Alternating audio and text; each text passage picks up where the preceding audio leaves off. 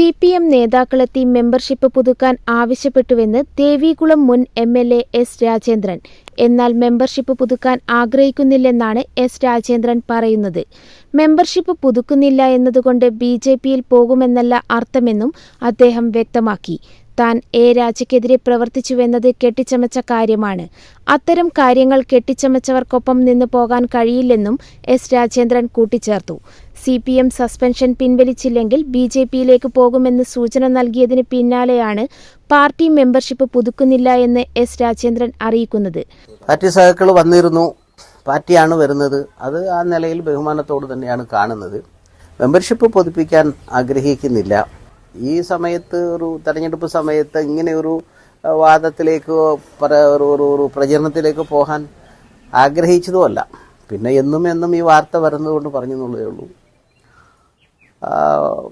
തൽക്കാലം നീതി ലഭ്യമായില്ല എന്ന് മാത്രമല്ല, അതിനെ ബന്ധപ്പെട്ടിട്ടുള്ള കാര്യങ്ങൾക്ക് സമയമുണ്ടായിരുന്നു. ഗോവിന്ദ മാസ്റ്റർ സ്റ്റേറ്റ് കമ്മിറ്റി വിളിച്ച് സംസാരിച്ചിട്ടും 2 മാസം ആയ സാഹചര്യത്തിൽ ഇടക്കാലത്തിൽ പോലും ഈ വിഷയങ്ങൾ സംസാരിച്ച് ഒത്തുതീർപ്പിൽ എത്തിക്കാൻ അല്ലെങ്കിൽ എനിക്കൊരു നീതി ലഭിക്കുന്നതിന് നടപടി സ്വീകരിക്കാതെ ഈ സ്ക്രൂട്ടനി നടക്കുന്നു. അതിൻ്റെ പ്രധാനമായി മെമ്പർഷിപ്പ് ഇപ്പം തരണം എന്ന് പറയുന്നതിൽ എനിക്ക് താല്പര്യമില്ല.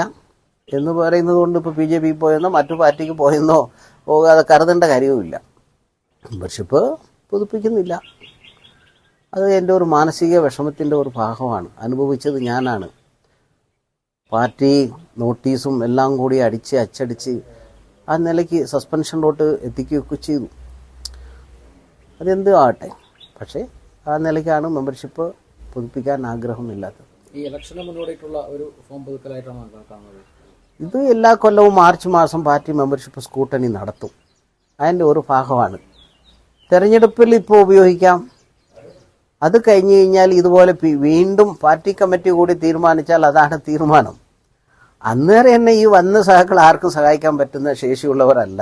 പാർട്ടി ഏരിയ കമ്മിറ്റി ആളുകൾ എന്ന് പറയുന്ന പാർട്ടി ഒരു സർക്കുലർ തന്നാൽ അത് അനുസരിച്ച് ചർച്ച ചെയ്യാം. തീരുമാനം മാറ്റിമറിക്കാനുള്ള അവസരമൊന്നും അവകാശവുമില്ല. അങ്ങനെ വീണ്ടും എനിക്ക് സംരക്ഷണം കിട്ടും എന്നുള്ള കാര്യത്തിൽ എന്താ ഉറപ്പ്? ഇനിയിപ്പോൾ ഞാൻ തെറ്റും കുറ്റം കാരണമാണ് 40 വർഷക്കാലം സർവീസ് നടത്തി. ഈ പറഞ്ഞ പൊതുസേവന രംഗത്ത് ഒക്കെ ഒട്ടനവധി സമയങ്ങളുണ്ടായിരുന്നു. രാജയ്ക്കെതിരെ പ്രവർത്തിച്ചു എന്നുള്ളത് ഇപ്പോൾ വേണേൽ ആരെങ്കിലും പറയുമോ എന്ന് നോക്കാലോ.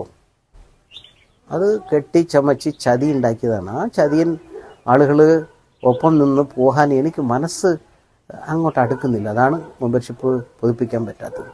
താങ്കൾ ഈ പാർട്ടിയിൽ പ്രവർത്തിക്കാൻ പാടില്ല എന്നൊരു നിലപാടെടുത്ത വ്യക്തിയായി എന്നെ പ്രവർത്തിപ്പിക്കരുത് എന്ന് കരുതിയ ആളുകൾ, ചതി ചെയ്ത ആളുകളോടൊപ്പം പോയി ഇരിക്കാനും നിൽക്കാനും എനിക്ക് പ്രയാസമുണ്ട്. അതുകൊണ്ടാണ് മെമ്പർഷിപ്പ് പുതുപ്പിക്കാത്തത്. 10-15 വർഷക്കാലമായി യൂണിയന്റെ റെക്കഗ്നൈസേഷൻ കിട്ടിയതിന് ശേഷമാണല്ലോ KV ശശി ഇത്തരത്തിൽ എത്ര സ്ഥാനം, യൂണിയന്റെ president, PLC member, bank president, secretariat, ഇങ്ങനെ CITUവിൻ്റെ പ്രധാന ഭാരവാഹികൾ, ഇതെല്ലാം ഒരാൾ വെച്ചോട്ടെ. നമുക്കൊന്നും പുള്ളിയാണല്ലോ അത് ബുദ്ധിജീവി അങ്ങനെയൊക്കെ ഇരുന്നോട്ടെ, കുഴപ്പമില്ല. പക്ഷേ ഈ പാർട്ടിക്കകത്ത് രാജേന്ദ്രൻ തുടരരുത് എന്നുള്ള ആഗ്രഹമുള്ള ഒരു വ്യക്തിയാണ്. അപ്പോൾ അദ്ദേഹത്തിൻ്റെ ആ ചതി തെരഞ്ഞെടുപ്പ് കഴിഞ്ഞാൽ ഇനിയും തുടരില്ല എന്നുള്ളതിനെ അങ്ങേരുടെ വർത്തമാനം നടക്കുന്ന വേദിയിലൊന്നും നമുക്ക് സ്ഥലമുള്ളതല്ല.